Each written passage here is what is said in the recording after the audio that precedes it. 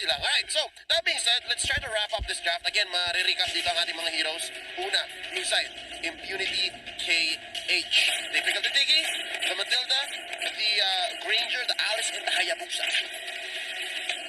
At sa side naman ng Blacklist International, Popolin Kupa, Yisun Shin, Eve, Lunox, at syempre Thams. Last pick Thams pala to. This is for Edward, Oo, para kay Edward. So tingin ko, this will be a Alice and a Thams matchup na sobrang lumalamang kaagad dito si Thams. Oh. Level 1 pa lang, Molten Sights. Pwede niyang i-push back si Alice. Baliktad pala yung perspective ko kanina. So, hindi sila yung juggle. Kasi usually ginagawa yun, di ba? Parang para magkaroon ng magandang matchup, yung side laner mo, you try to do the juggle and you do mind games. Pero right now, mukhang nahanap nila yon. TY, medyo papasama yata. So yeah, this is fine. I mean, it is a Diggy strat. You can expect that. Pero mukhang si Senpai din yata. Ang hirap labanan nito, YSS, tas Diggy Fit ka. Nakita natin to actually, I think yesterday? Yeah, it was yesterday when, I think that was IDNS that pulled it off against YSS. Yes, madedelay mo yung YSS, pero at the same time, si YSS kasi okay lang din sa kanya na nadi-Diggy Fit siya kasi umaabot siya sa point. Oh, wow! Wow, OP. Off cam almost. I believe that was a combination of shadow kill and quad shadow. Umikot, quad shadow, tapos biglang nabigla si Ohem. Binalikan siya, sana all. Anyway,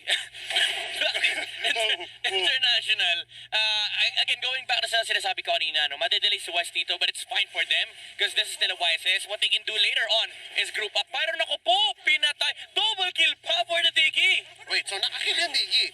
Reset so, kagad. meron siyang worth right now. So yung bawi dito ni Uncle Eson, it's worth it, pero yun nga ang napatay kasi dalawa yung V-Wise pa. Tsaka this is bad kasi yung gold niya bumawi and at the same time he has a kill streak. Remember yung kill streak ng Mobile Legends Bang Bang binaba ng 2. Hindi na 3 yung kailangan, 2. May additional 40 gold. Si Wise dyan pag pinatay niya next time si A. So si TY. So baka mailang si TY dito. Grabe, nire-reset na naman. Kanina na-reset niya yung purple buff. Ngayon nire-reset niya yung orange buff. Sinusubukan niya patayin actually si Wise. And I think he might actually get it almost. Buti na lang mayroon pang kuha doon sa may minions and of course the bounty hunter. And off camera, that's a kill on Edward. Binisita siya ni White Knight. With the rotation from White Knight talaga, ito yung kailangan gawin ng Impunity KH to control the aggression of Blacklist International. TYY okay lang kahit ma-reset yung buhay niya, basta mawala agad yung purple buff dito ni Wise, which is also a really wise decision sa side ng Impunity KH. Pero ang kailangan lang nilang gawin dito, okay na si TYY na lang yung nagpapakamatay, nag-feed. So, you have the information, meron kang paraan para makita mo kung ano yung movements ng Blacklist International, and that's why they are really confident na makakuha agad ng free uncontested Lord dito sa side ng Impunity KH. So, still, okay pa rin, kaso ang kailangan lang iwasan dito ng Impunity KH is yung ibang members naman yung makakuha ng pick-off. Kasi, almost may information pa na kung nasan yung mga core, so you need to play safely.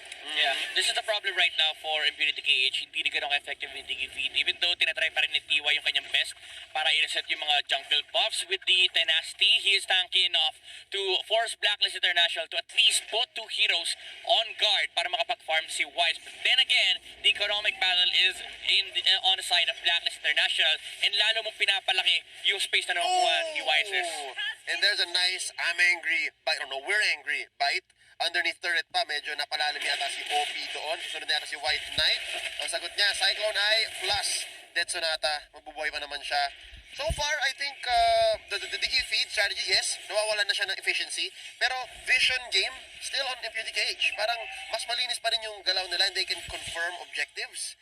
But just the same, yung mga kill like that on OP just now, parang lugi sila dun. Yeah. Nauubos yung oras sa Blacklist. Kumbaga hindi nila magawa yung ube na gusto nila mangyari. But then again, this is a YSS. Ang gusto naman ng YSS mag-farm. Ganda nung real world manipulation ni Oh My Venus. Oh! Pero kasi nga na-circling eagle siya ni Senpai. Ang layo na maximum range yata yun. But now, let's switch up. Edward gonna face Senpai and White Knight. Kahit na naka-Counterant Inferno siya, kinulang Senpai with the burst. You saw Soul Bloom talaga, every single time na nakapag-charge, mas mabilis yung makakakuha ng kill. At yun din yung ginagawang momentum ng Impunity KH. Alam nila na, okay, sige, nasa atin yung Matilda, we need to play really aggressively habang si TY naman yung gumagawa ng, nagpo-provide sa atin ng information. So it was a good movement at nagkaroon din tayo ng unting transition when it comes to the momentum. Almost close yung net worth nila, pero unti-unti nang umaangat ang Impunity KH na nakakakuha na sila ng opportunity to occupy and also invade the jungle area of Blacklist. Medyo in-underestimate din wise damage output ni Matilda, no? Do take note, Mage Matilda to. So, yung damage output ni Senpai will be off the charts this game kasi makakuha siya ng magic damage item. Napakaganda nung pag-take na nila kay Edward on the bottom lane. Yep, they were going all in. I think this is shades of Evo's Legends. Trademark squeeze. Ang ginagawa ng Impunity KH, given that they have map presence, squeeze nila yung Blacklist. Yeah. Lalo na dehado si Wise. I mean, he's sitting at 725, but it's mostly on TY as a Diggy, so...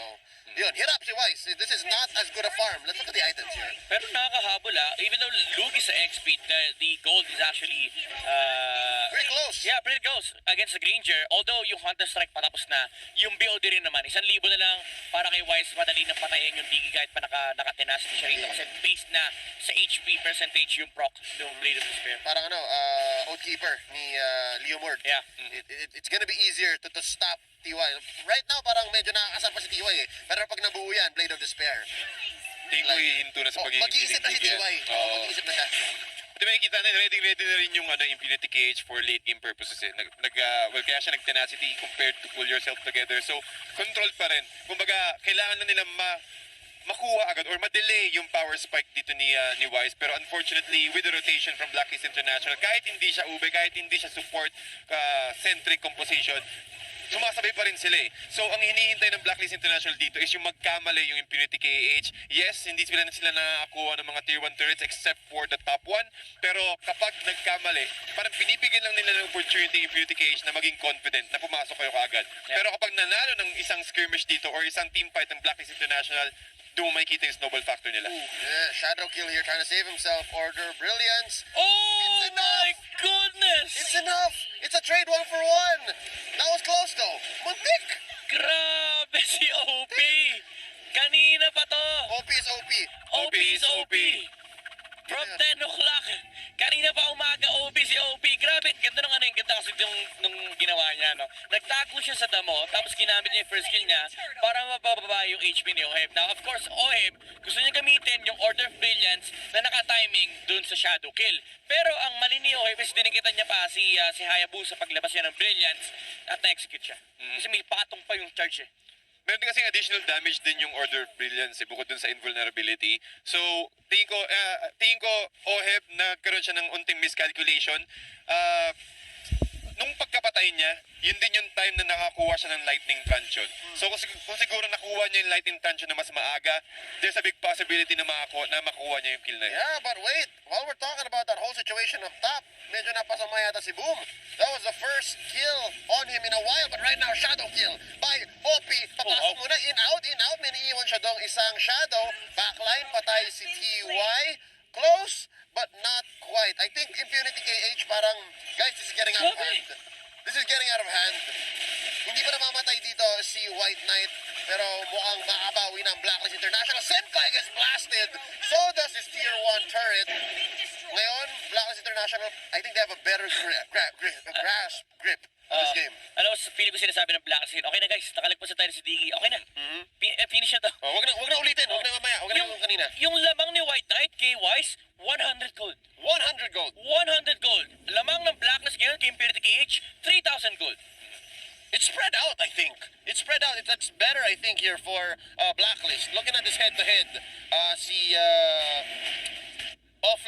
off lane si OP. Yan. OP versus Edward. No, actually, that's Boom. That's Boom, yeah. Boom versus Edward. You saw the numbers there, ladies and gentlemen. Circling Eagle here by Senpai. Real population. Sasagot si Oh My Venus. Make it down the Diggy. And here we go. They want to go round 2. Boom comes in. Nice out. Tatlo, apat yata ang na-stun kasama yung aso. And they regret it. Boom. Nice. Sustain. And they back out. Parang kulang in both sides. Wow, ang ganda ng doon ng preparation ng Blacklist International, na capitalize nila yung area. Again, sobrang importante kung saan kalalaban dito sa side ng Impunity KH na force out nila. Ayaw na ayaw nila yung mga, or rather, Blacklist International, gustong-gusto ng Impunity KH yung mga choke area. Bakit? Dahil nung kay Boom, sa Blood O combo niya, at mas madalis na makakuha ng kills with the Rhapsody. Pero Okay. ginagawa ng Blacklist International, tumaan niya agad. OP! Favorite ni OP si Oheb. Oo. Parang Bakit? O. OHEB and OP. Yun ang magiging target. Sige, Pero- dito. Napakalupit ng position dito. Pero as I was saying, going back positioning, yun ang magiging key ng Impunity KH for them to win Oh this my fight. God, OP! Overextension sa side ng Blacklist International. Tingin ko, ano talaga eh, they need to keep an eye kung saan Yes, sila laban. and then Edward, he's a great thumbs, but not in this situation. Parang humahabol siya dito parati. Oo. Alam mo, sa totoo lang, kailangan na nila i-focus na si OP. Hindi pwedeng yung Hayabusa yung nakakapag-start ng team fight. OP once again, jumping in. Oh my God! Confirmed Lord take here, plus a double for OP Mebawe. Yeah, but it's only on the Diggy. He's meant to die. Pero dito si Oheb, ang paghiganti ng api. White Knight tumakbo na. Flicker in by Oheb. Ladies and gentlemen, 4 for 3. In comes OP. This is round 3. The OP versus Oheb matchup. Ngayon si OP naman ang magbaback out. I'll take that as a win. Sabi ni OP, pala ka dyan. Oo. Hindi ko tutungkitan yung record ko. Di kaya, di kaya. Pala ka. Anong maniac? Triple kill lang, Lods. Okay na yun. Okay na yun. Versus Oheb at MSC 2021. Pero men, grabe, you have to give credit to this Hayabusa. Kanina, course. siya talaga yung nagiging malaking problema sa leeg ng Blacklist International. Problema, sabi ko, tinig dapat. Tinig sa leeg ng Blacklist International. Look at this. After makuha yung Lord, napakalaki ng damage output na binigay ni OP. And at the same time, yung pag-wither ng HP or ng buhay ng Blacklist International, yun yung nagiging major factor bakit nanalo sa team fight, yung Impunity KH. Again, napaka-importanting resources ng HP. Oh no, si Edward, papasama na naman. Wala siya ng targets eh. They're spacing him out so he couldn't lifesteal off of the Continent Inferno as much. He gets picked off here. Pero at least nadepensahan nila yung tier 2 sa taas. Ang ganda ng pagkaka-transition din dito ni OP. Well, si White Knight kakakuha niya ng kanyang BOD. So, nako, mas masakit lalo ang mga Rhapsody. Plus, the Death Sonata. And sabi mo na natin kanina, isa sa mga heroes na mahilig bumili ng Hunter Strike. So, with the mobility na binibigay itong Hunter Strike and the armor penetration, wise, kailangan niya lalong sumiksik sa loob ng box ng Blacklist International. Kasi pag hindi siya sumiksik, it is a good opportunity for OP to secure that kill. Makakuha siya ng high and dry na proc, yung 6% additional. Kaya sobrang importante. Pinipressure lang ng Impunity KH dito na, okay, gusto niyo yung ube, mag-ube kayo. Pero kapag hindi kayo nag-ube, doon namin kayo papunish. Kaya, The Ubi Ultimatum. Ube Wait ultimatum. lang circling eagle muna dito ni Senpai. Hitting Edward. masama. Oh, parang mali timing. Out muna. Mamaya ulit. Walang purple si Wise. Wise, papasok dito. Traceless sa mukha ni TY. Back out. Okay. Alam nila na wala pa masyadong pwedeng Eson? gawin. Ang Impunity KH, hahabulin nila si Boom. Boom na Boom! Looking for one more. Here we go. Oh! MDD takes down the Alice. Ladies and gentlemen, a pickoff for Blacklist International. And they will continue the assault here. Nanakawan nila ng purple si White Knight. Ninakawan nyo kami. Nanakawan din namin kayo ng purple, sabi Mata dito para ng sa Black. mata. Mata sa para sa mata. Sige. Isipin sa ngipin. Isang malaking problema actually ng Blacklist International, again, napag-usapan natin to during draft to, yung mobility kasi. Yung solution nila against the real world manipulation, hindi malaking factor si Oh My Venus against Impunity KH kasi lahat sila kayang lumabas dyan with the time's journey and yung self-mobility ni Hayabusa pati sa Nagalis. Hoppy cornered. Let's see where he's gonna go. Shadow kill. Para mawala sa mapa. Tira natin kakagitin pa siya ni Oeson. Sabi ni Wise, tama na. Plus the Queen's Wings. Yung sagot dun sa Hayabusa, Yeah. lumabas after niya patingin yung Hayabusa. Para maramdaman niya. Oo. Pagkatapos ng shadow kill, biglang ano na lang eh. Pangkay na lang agad eh. Sabi ni Venus, guys, kanina pa itong Hayabusa, total remind na natin. Bad trip na ako. Here we go. Wait lang. From the backside. Papasok. Kukunin mo nila yung tier 1. But here we go. Oheb! TY! Mabuhay pa! Nauna si Senpai! White Knight with the Sonata starting up. Shades of Versic from early on.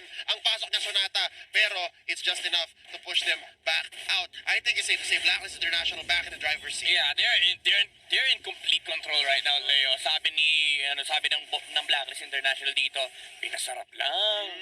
Pinasarap lang. Gusto pa. And si Oheb, sabi niya, binigyan lang ka ng 3 kills, di na maulit yun. Yun na yun. Yun na yun. Tingnan natin ito, yung death counter ni Oheb. Pag ito naging 4, Actually, 4 dashes yan si OP. So, talo na si OP. Technically lamang, gano'n. Panalo na si OP. Okay. Let's see. Luminous Lord up. First one went over to Impunity. Paano kaya ito isi-secure ng Blacklist International map is getting small for Impunity KHK. TYY, dito, kakagatin ni Uncle Eson. Back out na, so time's journey out of the question. Boom. Right in the middle. Real revelation set in here by Oh My Venus. Papatayin mo na si Oheb. Nako, even na sila. 1-1. Boom from the back lines. Let's see. Counter Inferno. Put in by Edward. Hinahabol niya si White Knight. Wait lang. Pop Immortality. Let's see. Saan niya papasabugin? Oh, White Knight dashes out. But Edward will not be able to flicker sa pader. No! Edward! Pero papasahin niya dito si TY. But, si White Knight sayang. Nakalagpas pa, tol. Umiikay kang tumatakbo si White Knight. Buti na naumpog. Yung aso ni Leo, kailangan ng gamot. yung, galit na galit yung aso ni Leo. Hindi, aso ni Eson yun. Yung Yung aso ni Eson. Popolin Kupa na to. Oo, yung Popolin Copa na to. Love Europe. Pero gusto ko na sabihin, medyo masakit yung para kay Edward. Nauntog pa siya. Yeah. Isang kalmot na lang isang molten sight na lang. Isang trigger lang, isang click Oh, lang. actually, kahit yung proc lang nung Christ helmet eh. Patay na si Exactly. Ranger dun eh. Oh. Okay lang. I think it's fine. We have to recover. And I think Blacklist, they have to recover. Kaya pa, Labang Pinas. Oh, if they- Walang kabayas-bayas. Blacklist, kaya nyo yan. If they consider that a loss, ano yun, morally draining yun eh. Oo, Diba? tama. Sa moral yun. So, dapat balik. Para okay lang, guys. Sige lang. Magre-reset naman itong mga cooldown natin. Back to focus mo tayo. Focus tayo sa objective natin, Lord. Yup, ito maganda yung ginagawa ng Blacklist International. No? Tinitira nila yung Lord, pinapatanog nila, para kapag nakita ni Eson lalaban yung Impunity Cage, ready sila mag-reset. So yun yung purpose nung ginagawa nila pag-spread out, pero nag-i-stay pa rin sa Oh My Venus. Doon sa may dot bush, para pag nag-engage yung Impunity Cage, automatic usage yung free Lord manipulation. Pero lumayo na kaagad si Boom! Boom, kinagat. Not enough to save it with the times journey. TYY. Pumutok! Oheb. Sakit! Pinasabog sa mukha. Oheb. DD play one more time. Pero si Edward, sabi nila, guys, defend mo na ako dito. Tatakawin ko lang. Tatakawin ko lang. Todo buhat si OP, oh. XP, ano yan, gold lane yan. Nagbubuhat. Pati makikita mo talaga yung yung Blacklist International, talagang humahabol. Pag nahuli ka nila ng isang beses, pag namarkahan ka ng isa, ilista mo. Ililista nila yung pangalan mo sa may dead list timer. Pero Ayun OP, Started up with the shadow kill. Not enough. Pero wala rin mang kagat. Revelation. Takbo, ha? Nakapupunta OP. Bawal ninja dito. Dito sa Taken down by Wise. Iniwan nila yung Lord. Pinasabay nila doon sa top lane. Mid goes down. Here we go. Senpai. Papasukin ni Wise. Kinulang na isang trigger. But ladies and gentlemen, game number 2. There's the sweep. Blacklist International takes the series. Pinainit lang.